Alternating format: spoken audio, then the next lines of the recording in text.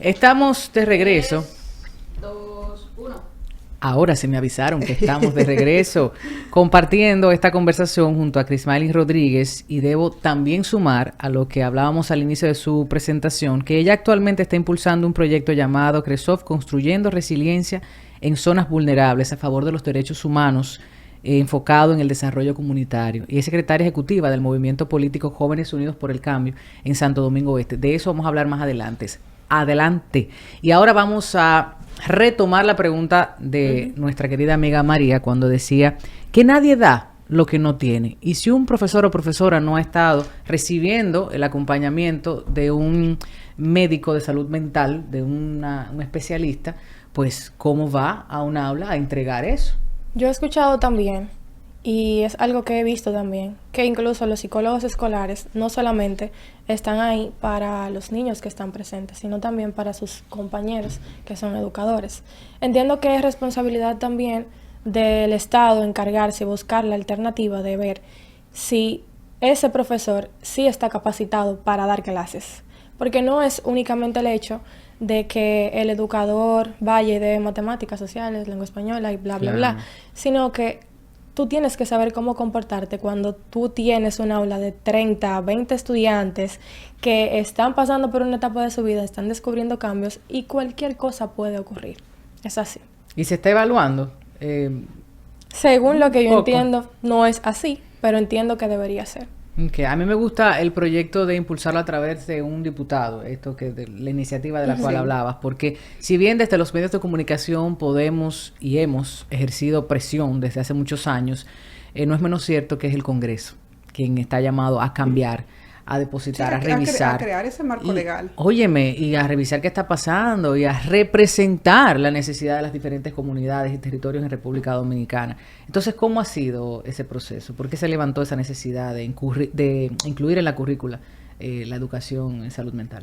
Mira, realmente yo empecé a pensar, vaya la redundancia, en este proyecto cuando yo estaba en sexto de bachiller, lo que era cuarto anteriormente. Yo tenía entre 16 y 17 años. Yo veía muchas cosas y mis compañeros me contaban muchas cosas. Y ya a los 16 yo había iniciado el proyecto de Cuidando de Ti, específicamente en el área de salud mental. Y yo entendía que quizá lo que yo hacía no era suficiente y debería haber algo mucho mayor, que no sea yo que controle eso que está ocurriendo, sino más bien que desde las políticas públicas se pueda emplear algo que sea totalmente funcional. Entonces yo empecé a crear este proyecto, investigando también cómo crear un proyecto de resolución o cómo crear un proyecto de ley, porque evidentemente era algo que yo no sabía, porque yo tenía 16, 17 años. Entonces, cuando me leo toda la planilla que tiene el Congreso de cómo se crea un proyecto de ley y cómo se crea un proyecto de resolución, entonces yo me pongo a hacerlo. Un día tuve la oportunidad de conocer a Juan José Rojas, que es diputado allá en Santo Domingo Este, y amablemente me abrió las puertas de su despacho, como debe de ser, como entiendo que debe ser, y platicamos y yo le llevé el proyecto. Y él entendió que era algo pues completamente favorable. Fue depositado y actualmente está siendo estudiado para saber pues si es favorable o no y qué cosas se pueden cambiar allá en el Congreso. Pero mira, es interesante que un representante del pueblo, porque eso es lo que son, representantes de un delegado, de un mandato delegado por quienes los eligen, a los que nos representan en esa Cámara. Es importante darle seguimiento, Tatiana, a eso. Y es de esas cosas que hay que hablar aquí, de ese tema que interesa tanto. ¿Cuántas mujeres se quedan en las garras de sus parejas? ¿Cuántas mujeres están siendo víctimas de mucha violencia porque no saben gestionar? Porque de eso se trata la inteligencia emocional, de poder en un momento gestionar nuestras emociones de manera favorable y poder entender los cambios que tenemos. Y se me ocurre preguntarte, y Tatiana hablaba ahorita de que el Estado no tiene como esa capacidad de poder hacer esa intromisión en los espacios privados. Sin embargo, cuando el Estado y la sociedad se dio cuenta de que en la familia estaba pasando algo, que había un ser humano que estaba sufriendo mucha violencia y que aunque dijera a la gente que eso era problema de marido y mujer, sí estaba impactando a la sociedad. Porque es de orden público. Exactamente. Y eso hay que repetirlo siempre.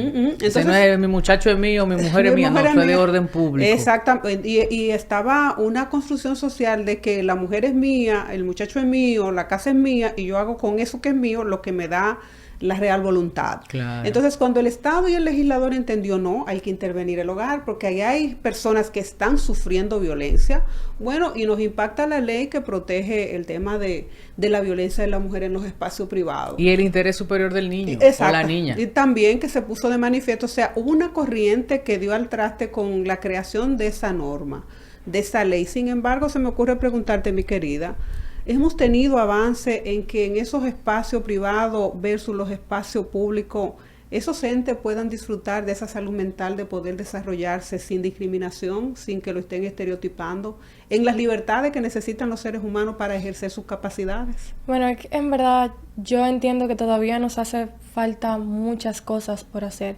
y mucho que trabajar. Mira, yo en verdad he visto entidades públicas como por ejemplo el Ministerio de la Mujer, que tiene una línea de ayuda, que tiene propuestas para las mujeres que son violentadas, pero pocas mujeres lo saben. De la misma forma en la que he visto muchas ONG que ayudan en este tema de la violencia basada en género, pero pocas mujeres lo saben. Asimismo, he visto asociaciones, tanto como en entes públicos y privados, para ayuda a mujeres que están pasando por violencia basada en género, pero pocas mujeres lo saben. Entonces, quizás sí hay sobre la mesa muchas propuestas y muchas formas de ayudar, pero lo que no existe es una forma específica para que la mujer que está pasando por ese problema pues pueda obtener las herramientas en sí. Tú eres una lideresa comunitaria y estás en la política de una forma u otra. ¿Cómo conjugas derecho, psicología, política en tu diario vivir para aportar desde los diferentes espacios en donde te encuentras? Absolutamente todo está relacionado. Por ejemplo, yo hablo con muchas personas y me dicen, ¿cómo tú estás estudiando Derecho si lo que más tú haces tiene que ver con psicología? Bueno, ¿cómo yo voy a aplicar a mi carrera si yo no sé tratar a las personas? O cómo voy a, por ejemplo, tratar con un cliente que ha pasado por violencia basada en género, que ha sido abusado verbalmente o físicamente de alguna u otra forma, si yo no sé cómo tratar a esa persona, si yo no sé cómo empatizar con esa persona. Entonces yo entiendo que absolutamente todo tiene que ver y en realidad yo aplico todo lo que yo aprendo e intento verlo de una forma política porque absolutamente todo es política. Totalmente de acuerdo. No hay forma en que una propuesta pueda ser buena, positiva y aplicada sin que la política se inmiscuya. Es la realidad. O que esté relacionado de una forma u otra, Así claro, es. claro. Bueno, te voy a preguntar sobre los lentes. ¿Eh? Después de mí, digo, no, los lentes, porque a veces a mí me preguntan, pero una opinión, yo digo, ¿cuál opinión tú quieres? ¿La comunicadora? ¿La licenciada en Derecho? ¿La casi socióloga? Sí. O sea, Es ¿cuál tú difícil, quieres? es Porque hay que difícil. ponerse los diferentes Sí, lentes. claro. Y como tú hablas de conjugar esas tres áreas que te apasionan, en las cuales te están formando de una manera académica, en la otra en la vida, la influencia de tu madre y todo tu círculo, obvio que una formación integral nos permite un abordaje mucho más completo. Uh-huh. La sociedad es compleja. Los problemas sociales son complejos. Entonces, mientras más referencias tengamos, pues mejor respuesta podemos dar. Y qué bueno. Mira, me gustaría ver esa resiliencia que tiene, porque la verdad que dedicarse a estos temas, esta corta juventud que tiene, de preocuparte por cosas que uno dice, bueno, llega una edad de la madurez en la que comenzamos a preocuparnos por cosas que son sumamente de adultos, o sea, de personas que ya tienen familia, que están preocupadas por la sociedad, por la política. Y te felicito y saludo que estés involucrada en estos temas temprano. Muchas gracias. Sin embargo, quiero preguntarte, porque hay muchos jóvenes como tú que quizás no tengan esa oportunidad de tener ese pensamiento crítico de la sociedad para desnudar la sociedad y ver qué está pasando, que nuestros jóvenes y nuestras niñas se están quedando atrás. O sea, no se vislumbra en este país un clima donde la juventud se sienta segura, donde tú puedas terminar una carrera, sentir que lo que has aprendido lo vas a poner en práctica en la sociedad. Es como si tú estuviese excluido hasta por el tema de ser joven, cuando debería ser una oportunidad en esta sociedad. Así es. Mira, en verdad, en mi experiencia es algo bastante complejo. Y específicamente porque soy joven y porque soy mujer. He recibido muchas opiniones diversas, así como tú, que te agradezco muchísimo que me felicites y lo reconozcas. He recibido opiniones de personas más adultas que dicen que yo no puedo hacerlo, que yo no tengo la capacidad por mi juventud o porque incluso soy mujer, que no entiendo. Teniendo Dios una mío, limitante. Y teniendo tantas mujeres maravillosas que están en la política y que han hecho cambios, tanto aquí en República Dominicana como en Latinoamérica y todo el mundo. No entiendo cómo todavía eso puede ser una limitante, pero bueno, cada quien. En fin, el punto está en que yo simplemente tengo muchas propuestas. Tengo muchas ganas de educarme, tengo muchas ganas de aportar. E independientemente de lo que me diga fulano o fulana, yo entiendo que lo que yo debo hacer es seguir adelante, porque entiendo que es mi propósito servir. ¿Te estás formando para la política partidista? Me gustaría, sí. ¿Cuál es el camino que quieres recorrer? Bueno, en la política. Realmente. Vamos a hablar de poder ya. Entramos en terreno. A mí el Congreso me gusta muchísimo, realmente. Por eso, cuando tenía 17, 16, lo primero que pensé fue en el Congreso. Pensé en un diputado que me ayudara con tal propuesta, un senador que me ayudara con tal propuesta. El tema de crear leyes, el tema de todo ese proceso, a mí me interesa muchísimo. Entonces, o fiscalizar que se cumplan las tantas que tenemos, porque aquí hay leyes tenemos para todo, muchísimas. hasta para cómo respirar en el Parque Independencia. Y mira, que yo he aprendido en mi carrera que, a diferencia de otros países, nosotros somos uno de los países que tiene más leyes sin necesidad de hacerlo. Sí. Incluso yo, estudiando, me he dado cuenta de que hay cosas que están en esta ley, en esta y en aquella, que pueden estar en una sola. Totalmente, sí. Claro. Bienvenida a este mundo. Claro, entonces te veremos en algún momento seguir la formación para ingresar. Me gustaría, realmente. Que así sea. Yo recuerdo en una ocasión con una conversación que tuvimos con Mujer Cuánto Vales hace muchos años, y ahí escuché al anterior ministro de la Juventud, te estoy hablando de hace 15 años, María. Cuando yo escuché a ese muchacho, dije, caramba, aquí hay algo. Y efectivamente, ahí lo vimos después. Aquí hay algo. Aquí sí. Lo vamos a ver después. Yo la vi. Se identifica, ¿verdad que sí? Hay que impulsar. Sí, y nosotros estamos en esta plataforma para impulsar esos liderazgos de mujeres. Porque si no te ven y comienza toda esa carrera, es difícil, te queda atrás. Claro. Y las capacidades que esa muchacha puede aportarle a este país son inmensas. Entonces, si la identificas y la ves, esa es la resiliencia que tenemos y la sororidad que las mujeres, que estamos en estos espacios, debemos darle a la juventud. Por eso te hice la pregunta de ser joven, porque en este país parece que ser joven, igual que ser mujer, y qué bueno, porque es una transversalización también de los estereotipos de género. Cuando se es mujer también hay una limitante, pero cuando se es joven también es otra limitante. Cuando eres pobre también es otra limitante. Sí. Cuando viene de un estrato social bajo también es otra limitante. María, pero yo me la voy a jugar. Ajá. Yo voy a seguir profundizando. Sí. Tú mencionaste hace un momentito inteligencia emocional de las mujeres. Y al principio decíamos que se nos cataloga como débiles, iracundas, con esa facilidad para no tomar las mejores decisiones en política, ¿no? Cuando estamos quizás en el Congreso o en el Ejecutivo. Vamos a seguir profundizando, porque fíjate, ella ha dicho ya, mujer joven, le han manifestado algunos comentarios no tan positivos. Sí.